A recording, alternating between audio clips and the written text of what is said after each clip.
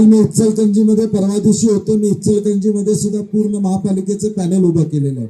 माझ्या गाडीत एक उमेदवार बसलेला, तो उमेदवार पुढे गप्पा मारताना मला सांगायला लागला की साहेब भाजपचे लोक माझ्याकडे आलते, 40-50 लाख रुपये मला द्यायला तयार होते उमेदवारी मागा घ्यायचं. खरं साहेब मी एकनिष्ठ आहे तुमच्यावर, मी काही माघार घेतली नाही. मी पण कौतुक केलं, आपल्याशी एकनिष्ठ आहे, एवढं राहिला, अभिनंदन केलं. मग वेळ झाला, आमची निवडणूक म्हणजे प्रचार सभा संपल्या. मग म्हणलं एवढा खंबीरपणे हा राहिलाय तर याच्या घरला जाऊन आला पाहिजे आपण, किंवा हे एवढा एकनिष्ठ राहिलाय म्हणल्यावर.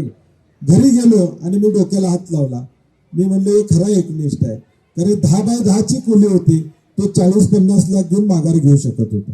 आणि त्याने मला सांगितलं की साहेब मी पडणार आहे, ते निवडून येणार नाही. त्यालाही माहित आहे, कारण की पुढच्या बाजूला 100-200 कोटी रुपयाचा उमेदवार या ठिकाणी उभा. ते म्हणलं मी पडणार आहे, निवडून येणार नाही साहेब, तर तुमच्यासाठी मी लढाई करतोय. म्हणलं मी पडणार आहे, मला माहित आहे म्हणलं.